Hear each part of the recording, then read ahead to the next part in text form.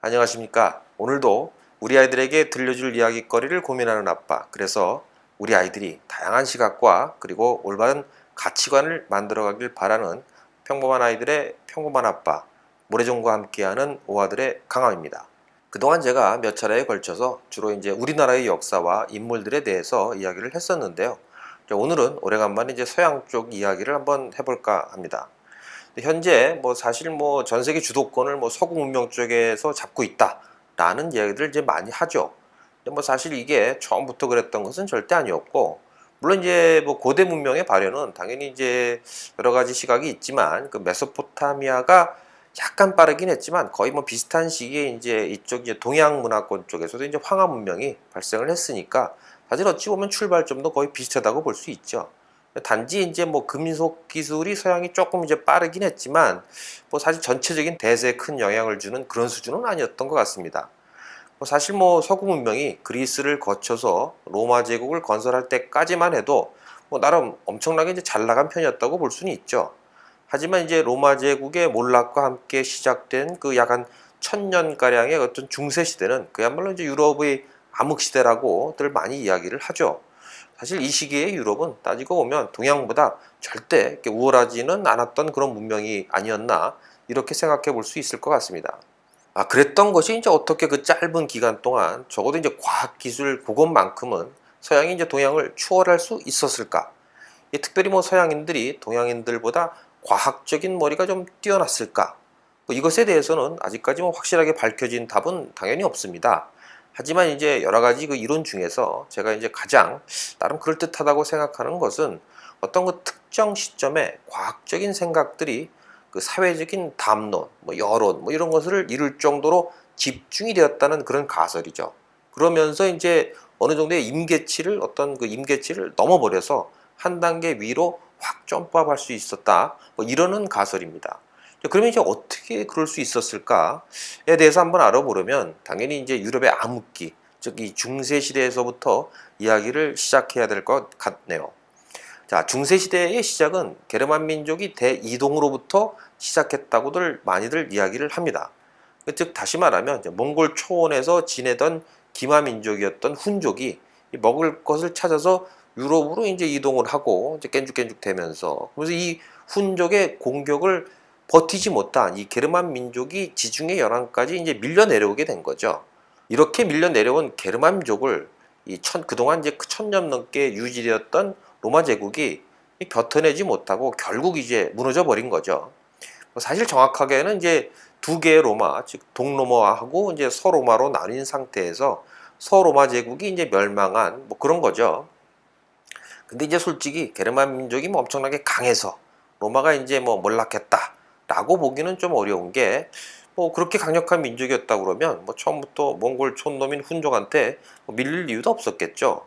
왜냐하면 이제 로마는 당연히 이제 엄밀하게 이야기를 하자면 게르만족에게 밀려서 몰락했다라기보다는 이미 이제 썩을 대로 썩어서 오늘날 하고 있었다고 봐야 할 것 같습니다.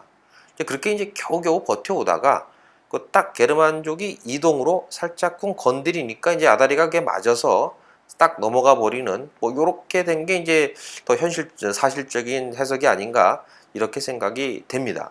이걸 이제 증명하듯이 로마를 이제 몰락시킨 게르만 민족은 이게 몰락을 시킨 이후에 이 제대로 된 제국을 세우지 못하고 다른 게 지리멸렬하게 됩니다. 그 전까지 이제 로마가 구축해 놓았던 이 전 유럽을 지배할 수 있었던 그런 시스템조차도 제대로 이어받지를 못했다는 얘기죠. 사실 게르만 민족이라고 하면 이전까지 이제 로마가 발전시키고 전파했던 문명의 혜택을 제대로 받지 못했던 그런 이제 야만족이었죠, 그때까지. 결국 이제 게르만족이 이제 유럽의 주류가 된 시점, 그러니까 이제 로마의 시스템이 붕괴된 그 시점부터 유럽의 문명은 바로 쇠퇴하기 시작했었습니다. 이것이 바로 중세 유럽의 시작이었고, 그 약 1000년간 유럽은 이제 암흑기를 갖게 된 것이라고 볼 수 있죠. 보통 이제 중세 시대 하면 아드왕 이야기 나오고 영화, 애니메이션의 단골 배경으로 나오면서 나름 이제 근사한 이미지로 좀 많이 알려져 있긴 하죠. 기사 나오고 공주 나오고 왕자 나오고 이런 거 대부분 이 중세 시대를 배경으로 하는 것들이죠. 요즘은 이제 판타지 소설의 주요 배경이기도 하고요. 하지만 이제 실제 이 중세 시대의 생활상은 이 영화나 소설에서 이야기하는 것과는 이제 상당히 좀 거리가 좀 있다고 볼 수 있을 것 같습니다. 이 절정의 문명을 자랑했던 이 로마가 멸망을 하면서 로마가 그동안 구축했던 다양한 인프라 역시도 약탈과 대부분 파괴되고 당시 그러면서 이제 당시 유럽의 문명 수준은 한참에 이제 오히려 거꾸로 후퇴해버린 그런 상황이 돼버립니다. 게다가 이제 워낙 강력한 신분제를 바탕으로 하는 봉건제가 이제 기본으로 깔리면서 이 사회 전반에 걸쳐서 약육강식 수준의 어떤 폭력이 이런 폭력이 지배하는 사회가 이제 만들어져 버린 거죠. 아주 일부 귀족 집단을 제외하고는 대부분의 사람들은 정말로 이 최저 수준의 생활을 했던 시대가 바로 이 중세 시대라고 볼 수 있을 것 같습니다. 그나마 이제 요즘 들어서 중세에도 이제 문명은 있었고 살 사람은 다 살았다. 이런 주장들이 있긴 합니다만 어쨌든 이 중세 이 천년의 기간 동안 유럽 문명의 발전은 거의 이게 딱 멈춰 있었다라고 보는 게 맞는 것 같습니다. 이건 저만의 생각이 아니고 대부분의 그 역사학자들도 거의 그렇게 이야기를 하고 있죠. 다시 말하면 이제 당시 문명의 수준과 삶의 질은 바로 옆 동네였던 그 이슬람 제국이나 중국으로 대표되는 이제 동양이 오히려 더 한참 더 앞서갔다라고 볼 수 있죠. 심지어 이제 우리 한반도만 해도 이 중세 유럽보다는 훨씬 뛰어난 문화 수준을 이제 과학적인 것도 마찬가지고 문화 수준을 이룩하고 있었는데요. 유럽의 중세 시대 때는 이제 한반도는 시기적으로 대충 통일신라 시대 그리고 이제 고려 시대 정도가 됩니다. 신라의 금관이라든가 고려의 청자 이런 것들 지금 봐도 엄청나게 뛰어난 작품으로 평가되고 있지 않습니까? 지난번 이제 제가 선동여왕 에피소드에서도 잠깐 이야기했던 것 같은데 이 통일신라 시절에 우리 민족은 멀리 이 이슬람 제국과도 이제 무역을 했었다는 기록들이 있습니다. 서라벌에서는 이제 음식을 해 먹었을 때 장작이 아닌 숯을 썼다라는 것이나 신라의 어떤 금속 공예 수준이 매우 뛰어났다는 사실은 바로 이 이슬람 제국의 기록에 이제 남아있는 그런 내용들입니다. 어쨌든 당시 유럽은 이게 잘못했으면 이 변변치 않은 이 국가 체제도 제대로 유지하지를 못하고 그냥 유목민들만 대충 모여 사는 대충 그런 동네로 이제 전락할 수도 있었는데요. 그나마 이제 대충 유지하면서 이제 유럽을 구성할 수 있었던 것은 지금의 프랑스와 독일 근방에 세워진 그 프랭크 왕국 덕분이라고 볼 수 있습니다. 이 게르만족에 의해서 세워진 이 프랭크 왕국은 게르만족의 한 지파인 프랭크족이 만든 그런 나라였는데 이 나라의 이대 왕이 엄청나게 이제 뛰어난 양반이었던 것 같습니다. 그래서 이제 이 프랭크 왕국을 엄청나게 발전을 시켜서 과거 로마 제국에 비교할 만큼의 나라로 만들게 됩니다. 바로 이 국왕이 유럽의 아버지라고 불리우는 그 유명한 카를로스 대제입니다. 이후에 이제 프랑크 왕국은 이리저리 갈라지긴 하지만 이 갈라진 프랑크 왕국을 각각 이은 나라가 독일, 지금 현재 독일, 프랑스, 이태리가 됩니다. 영국도 사실 이제 독일 왕조에서 분가해 나온 나라라고 볼 수 있으니까 사실상 유럽의 그 대표적인 나라들이 모두 이 프랑크 왕국의 후손이라고 볼 수 있는 거죠. 그래서 이제 프랑스와 독일, 이탈리아 모두 이 카를로스 대제를 자기네 시조라고 이렇게 지금 이야기를 하고 있습니다. 그러니까 이제 카를로스 대제는 라틴어로 부를 때는 이제 그런 거고, 이 독일어로 하면 이제 카를 대제가 되고, 이태리어로 하면 샤를마뉴 대제 이렇게 됩니다. 한국에서는 이제 카를 대제나 샤를마뉴 대제로 이제 더 많이 알려져 있죠. 아무튼 이제 카를로스 대제는 이제 전 유럽을 아우르는 그런 이제 프랑크 왕국을 건설하면서 내심 이제 과거의 어떤 전통 있는 문명 제국, 그러니까 이제 로마의 정통성을 잇고 싶었던 것 같습니다. 그래서 이제 로마의 유산을 물려받으려고 나름대로 이제 노력을 하긴 했는데, 하지만 이제 당시 게르만 민족의 전체적인 수준으로는 이제 로마 문명을 제대로 수용한다는 게 이제 무리여도 한참 이제 무리가 되는 그런 상황이 됐던 거죠. 이 중세 시대 어찌 보면 폭압이라고도 말할 수 있는 종교 집단의 맹목적인 그런 행동들은 어떤 무대뽀 정신이 투철했던 이 게르만 민족과 로마의 국교였던 그 유일신 사상인 이 기독교가 애매하게 융합이 되면서 그러면서 이제 나타난 현상이라고도 볼 수 있을 것 같습니다.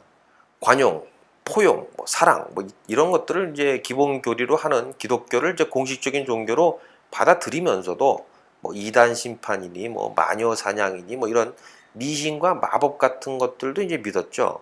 그 예를 들어서 이제 아드왕 이야기만 해도 이제 그렇지 않습니까? 이제 아드왕은 기독교를 이제 믿었죠. 그렇지만 아드왕의 주요 가신이었던 멀리는 마법사였던 거죠. 게다가 이제 신을 대리한답시고 뭐 종교 지도자들의 어떤 탐욕과 부패는 이제 그야말로 상상을 초월하는 그런 수준이어서 당시의 그 종교는 우리가 이제 생각하는 지금의 어떤 종교와는 엄청나게 이제 거리가 있었다는 것을 알 수 있을 것 같습니다. 어찌 보면 좀 개인의 어떤 신앙이라기보다는 일종의 이제 국가 체제 뭐 이런 거에 더 가깝지 않았을까 하고 추측이 됩니다. 당시 이제 종교의 부패를 가장 극명하게 보여주는 한 예가 바로 십자군 전쟁이죠. 최초 그 십자군 전쟁의 발단은 뭐 사실 이제 유럽의 동쪽 끝에 있었던 이 비잔티움 제국과 이슬람 제국과의 이제 분쟁으로 시작이 되는데, 당시 그 이슬람 제국과 국경을 맞대고 있던 유럽의 아주 유럽에서 입장해 보면 변방이죠. 이 변방인 이 비잔티움 제국이 날로 이제 발전하는 이슬람 제국을 견디다 못해서 바로 옆 동네에 붙어 있던 동로마의 그 교황에게 SOS를 때리게 됩니다. 이때 이제 마침 다른 나라의 국왕들과 뭐 유럽의 패권을 놓고 나름 이제 권력 다툼을 하고 있었던 교황이 요걸 좀 잘 이용해서 그때까지 어떤 종교적인, 다시 말하면 이제 명목적으로만 이제 나름 인정을 받고 실제적인 힘은 별로 없었던 어떤 교회의 권력을 키우기 위해서 짱구를 이제 굴리게 되죠. 이때 만들어낸 것이 이제 바로 십자군 원정이라는 전쟁이 되게 됩니다.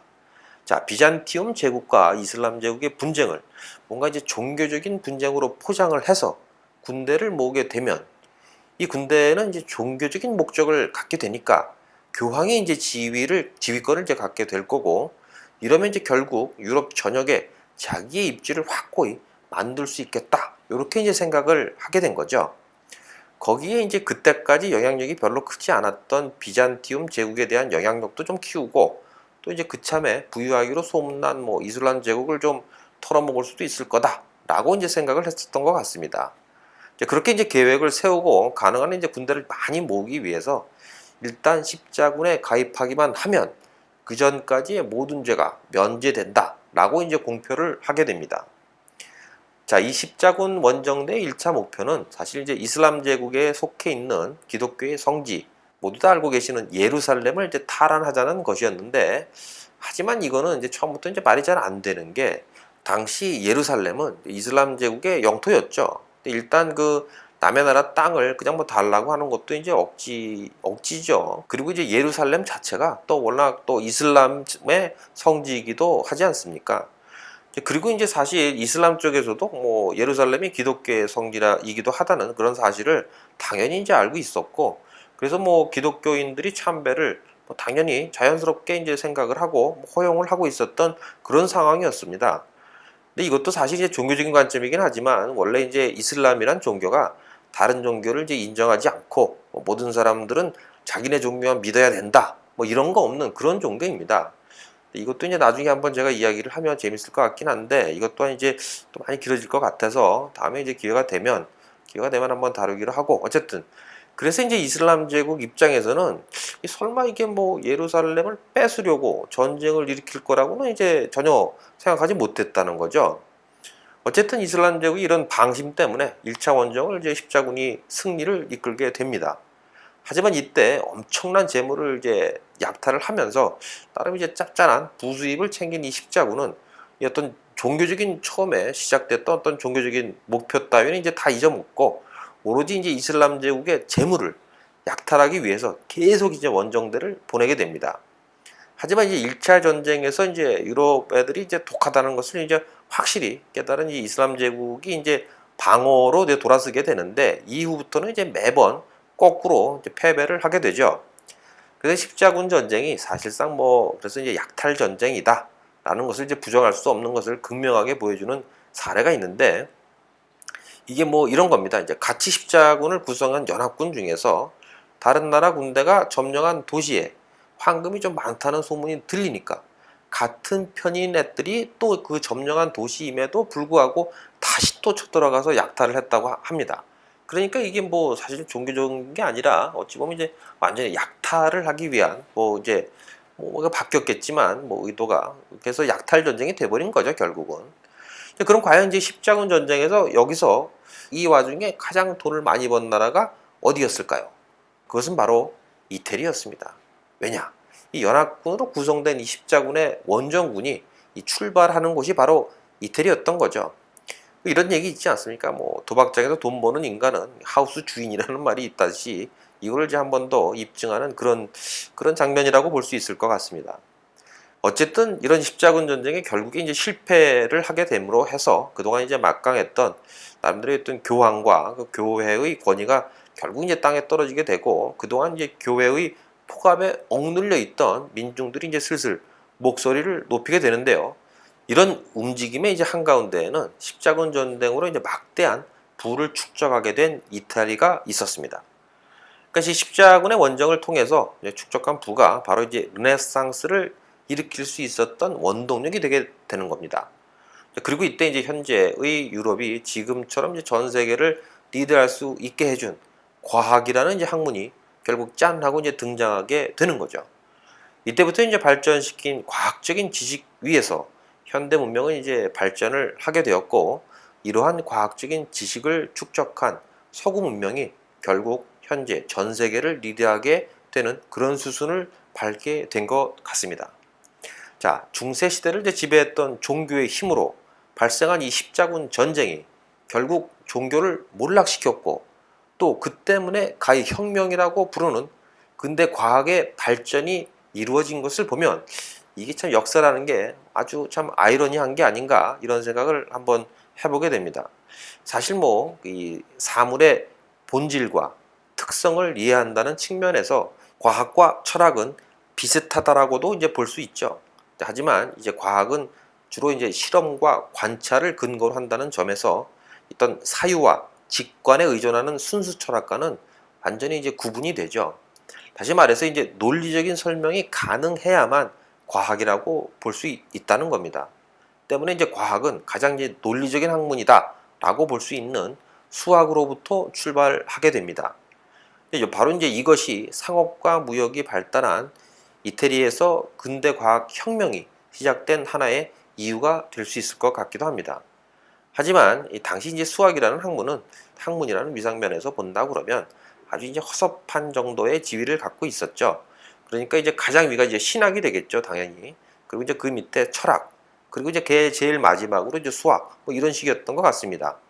그리고 이제 신학과 철학에서 이제 사물의 본질과 어떤 특성을 연구하는 분야가 이제 바로 이제 자연 철학이 되었고, 이 자연 철학 중에서 가장 중요하면서도 신성한 분야가 바로 이제 천문학이 됩니다.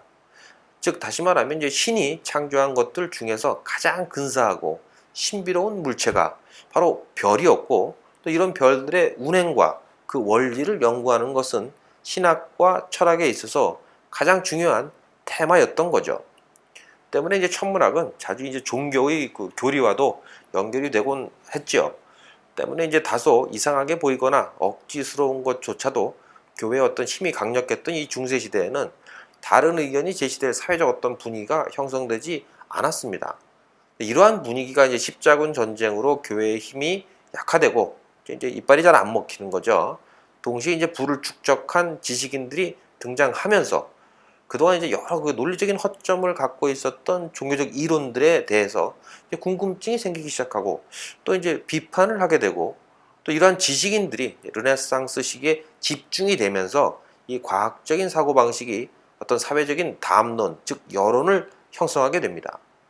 다시 말해서 이제 자연과학에 대한 연구로 지식인층 다수가 이제 몰입하게 되고 그래서 이제 강력한 이제 시너지 현상이 이제 발생하게 된 거죠. 바로 이것이 어찌 보면 이제 근대과학 혁명의 기반을 이루게 된 것입니다. 자, 그 앞뒤에 어찌 됐던 간에 그 과학적인 발전이 그 현대 문명을 좌우한다는 것만큼은 뭐 틀림없는 사실이고 또 이러한 흐름을 주도했던 역사적인 인물들의 몇 명과 또 그 배경에 대해서 한번 알아보는 것은 나름 또 의미가 있을 것 같습니다. 그래서 제가 이제 오아들에서는 앞으로 이제 몇 차례에 걸쳐서 서구의 어떤 이런 과학 문명을 대폭 발전시킨 이 위대한 과학자에 대해서 한번 이야기를 시작해 보려고 합니다. 뭐 갈릴레이, 뉴턴, 뭐 아인슈타인, 스티븐 호킹 뭐 이런 사람들이 되겠죠. 대부분의 사람이라 그러면 이 정도의 인물들의 이름들은 뭐 대부분 다 한 번쯤은 들어봤을 거라고 생각이 되네요.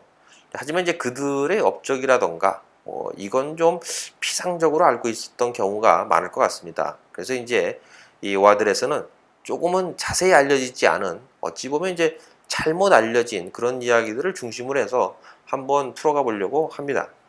그 와중에 이제 오아들이 특유의 약간의 그 다른 시각을 곁들인다 그러면 우리 아들과 함께 이야기 나눌 때도 재미있을 것 같기도 하고요. 자, 이건 뭐 처음 그 사설을 무지하게 장황하게 제가 늘어놓다 보니까 시간이 이제 약간 애매해졌네요. 바로 이제 인물 소개로 들어가기에는 이제 너무 길어질 것 같고, 그렇다고 해서 여기서 또 딱 끊자니 너무 조금은 좀 짧은 것 같고, 그래서 이제 다음 시간에 예고편 내용을 잠깐 소개시켜 드리고 이번에를 마무리하도록 하겠습니다. 이 근대과학의 혁명은 이전까지 이제 무조건 믿어라 이런 식으로 전해 내려왔던 이 천문학이 논리적으로 이제 반박이 되면서 시작이 되었다고 이제 말씀을 드렸는데, 그 중에서 가장 대표적인 게 뭘까요? 맞습니다. 바로 이제 천동설하고 이제 지동설의 논쟁이 되죠. 이 이야기가 이제 다음 회의 주인공과 연결이 되니까 이 이야기를 잠깐 해드릴까 합니다. 원래 이제 천동설은 아리스토텔레스가 이제 주장을 했다고 이제 알려져 있는데, 사실 뭐 아리스토텔레스 혼자 만들어낸 것은 아니고 당시 그 유명한 천문학자였던 프롤레마이오스라는 이제 양반이랑 같이 만든 그런 이론입니다. 당시 그리스에서 이제 아리스토텔레스의 권위는 그야말로 뭐 넘버원 짱이었죠. 그야말로 최고였기 때문에 이 아리스토텔레스가 주장한 이 천동설이 거의 뭐 2000년이 넘게 이제 정설로 받아들여져 왔습니다. 이제 물론 이제 지동설을 주장한 사람이 먼저 전혀 없었냐? 그건 아니었죠. 당장 이제 그리스 시절만 해도 아리스타르코스라는 이제 철학자가 지동설을 이제 주장하기도 했었는데, 하지만 이제 아리스토텔레스의 권위에 이제 눌렸는지, 뭐 짬밥에 눌렸는지 어찌됐던 뭐 얘기만 잠깐 했다가 이제 찌그러져서 금방 이제 사장이 되고 이제 말았죠. 그래도 이제 언더그라운드 쪽에서는 나름 이제 명맥을 쭉 이제 이어오기는 하고 있었다고 합니다. 그래서 뭐 아르키메데스나 뭐 피타고라스 같은 사람들도 결국 이제 계속해서 이제 지동설이 옳다라고 이제 생각은 하고 있었던 것 같습니다. 이게 이제 쭉 이어져 내려와 가지고 중세 말기쯤에 이르러서 이제 코페르니쿠스가 다시 지동설을 이제 주장하기에 이르게 되는데, 하지만 이제 솔직히 이제 지동설을 강력하게 주장하지는 이제 못했고, 이거 다시 한번 생각해 봐야 되는 게 아니냐, 뭐 요 정도의 이슈를 제기하는 그 정도의 수준이었던 것 같습니다. 그래서 이때까지 그 천동설하고 이 지동설은 둘 다 이제 모두 철학적인 어떤 직관 뭐 이런 거에 의한 것이었죠. 그래서 뭐 천동설의 근거를 보자면 이런 겁니다. 첫째, 이제 해와 달 그리고 이제 밤하늘의 별이 모두 이제 지구를 중심으로 해서 돌고 있는 것처럼 보인다는 것. 뭐 이 정도에 뭐 다들 짐작하고 계시겠죠. 그리고 이제 둘째는 이 별똥별이 이제 지구에 떨어지는 것처럼 모든 물체가 땅, 그러니까 이제 지구로 떨어지는 것은 바로 이 지구가 우주의 이제 중심이기 때문에 뭐 이렇다라는 그런 그 논리죠. 그러니까 이제 그 중심이 되는 이 지구를 기준으로 모든 별들이 도는 것은 당연하다. 뭐 이렇게 이제 논리가 전개가 되는 거죠. 그리고 이제 세 번째 이유는 만약 지구가 태양 주위를 돌고 있다 그러면 왜 우리는 그 속도를 체감하지 못하는가? 뭐 이런 얘기입니다. 이 세 번째 이유가 이제 아주 그럴듯한데, 사실 이제 지구의 자전 속도는 이제 적도 근방 제일 크니까 그 점에서 보면 시속이 약간 1600km 정도에 달합니다. 엄청나게 빠르죠. 하지만 이건 뭐 아무것도 아니고, 이게 이제 사실 따지고 보면 지구가 이제 태양 주위를 도는 공전 속도는 무려 이게 마하 30 정도 됩니다. 이 지구상의 이제 어떤 교통수단, 아니 뭐 우주로 발사하는 로켓보다도 훨씬 빠른 이런 정도의 속도죠. 이건 뭐 지금 생각해도 좀 이상하긴 한데, 그래서 이제 그 속도를 체감하는 건 그렇다 해도 뭐 이 정도의 속도라면 이 원심력도 이제 엄청날 거 아니겠습니까? 아무튼 뭐 사실 뭐 이게 뭐 기본 물리학도 아니지 그냥 물리죠, 물리. 아무튼 이제 이 세 가지 이유를 근거로 해서 모든 별들은 그 지구를 중심으로 돈다. 뭐 이렇게 해서 이제 천동설이 확립이 되게 되죠. 근데 이제 시간이 지나면서 이제 다양한 이제 관측 기록들이 이제 뭐 쌓이면서 천동설로는 이제 도저히 영원하게 설명할 수 없는 그런 이제 이상한 현상들이 이제 관측되기 시작이 된 겁니다. 그래서 이제 그 오류를 잡기 위해서 다시 어떤 새로운 이론이 덧붙여지고, 그리고 그러면서 또 다른 현상이 또 일어나고, 그러면서 또 이론이 또 만들어지고, 그러면서 이제 거의 누더기 투성이의 어떤 애매한 이상한 이제 그지 같은 이론이 이제 되어버리게 되고 말게 되죠. 그러다 보니까 이제 아무리 생각해도 이상한 거죠. 그러니까 이제 왜 자연이 이렇게 복잡하게 구성이 되었을까? 정말 위대하고 지고하고 절대적인 신이라면 이렇게 이제 복잡하게 만들어지는 않았을 것 같은데 하고 이제 고민을 하다가 만들어낸 것이 이제 바로 지동설이 됩니다. 그래서 이제 초기에 지동설은 역시 이런 철학적인 사고에 의해서 만들어진 이론이라고 볼 수 있죠. 그러니까 이제 지구가 태양 주위를 돈다고 생각하면 이 복잡하게 꼬였던 이 천동설보다는 설명이 쉽지 않을까 해서 이제 만들어진 이론이 바로 이제 지동설이었던 겁니다. 하지만 이제 아무래도 이 철학적인 사고에 의해서 만들어진 이론이다 보니까 이제 별들의 어떤 움직임을 가장 이제 완벽한 도형인 원으로 가정한 것이 어찌 보면 이제 실수였죠. 다들 아시는 것처럼 대부분의 행성들은 타원 궤도를 이제 갖고 있습니다. 물론 이제 태양계 행성들은 거의 이제 원에 가까운 타원이긴 하지만 어쨌든 이제 타원이기 때문에 실제 이제 관측 결과와는 지동설과도 약간 이제 달랐던 거죠. 그래서 이제 지동설을 주장한 사람들이 이 사람들도 이제 살짝 애매해질 수밖에 이제 없는 상황이 됐던 것 같습니다. 여기에 이제 코페르니쿠스가 다시 지동설을 이제 주장했을 때는 보다 이제 구체적인 질문이 세 가지가 이제 들어오게 되는데 이 코페르니쿠스는 이 세 가지 질문에 대해서 제대로 이제 답변을 할 수 없었기 때문에 그 사람 스스로 이 지동설을 이제 강력하게 주장하지는 결국은 이제 못했던 것 같습니다. 근데 그 세 가지 질문이 뭐냐면 사실 이제 첫 번째와 두 번째는 조금 비슷하긴 한데 바로 금성에 관한 것이었습니다. 그러니까 만약 지구가 태양 주위를 돈다고 가정을 했을 때 그때까지의 천문학적인 관측으로도 금성과 수성은 태양을 기준으로 지구 궤도 안쪽에 있다는 건 이제 확실하게 관측이 됐던 거죠. 그러면 태양을 기준으로 지구보다 안쪽에 있는 금성이 같은 쪽에 있을 때는 아무래도 이제 금성이 좀 크게 보여야 하고 그리고 이제 금성이 지구 반대쪽에 이제 멀게 있을 때는 작게 보여야 되는 게 맞는 거죠. 근데 이제 금성은 언제나 이제 크기가 비슷하게 보였던 거죠. 그리고 이제 금성이 지구 안쪽 궤도를 돌고 있다 그러면 이게 뭐 때에 따라서는 마치 달과 같이 초승달 같은 모양으로 될 수도 있어야 되는데 언제나 이게 동그란 모습을 띠고 있었던 거는 뭐 이해할 수 없었던 거죠. 물론 이제 이것은 이제 당시 관측 기술이 한계이기 때문이기도 하지만 어쨌든 이제 당시로서는 제대로 된 답변을 이렇게 찾을 수가 없었던 상황이었던 것 같습니다. 자, 이제 지동설에 대한 마지막 세 번째 질문은 바로 이제 달에 관한 것이었는데 지동설에 의해서 이제 지구의 중심은 바로 태양이었죠. 근데 그래서 이제 모든 별들이 태양을 중심으로 도는 거 아니겠습니까? 결국 그 얘기는. 근데 달은 아무리 봐도 태양을 중심으로 돌고 있는 것 같지가 않다는 거죠.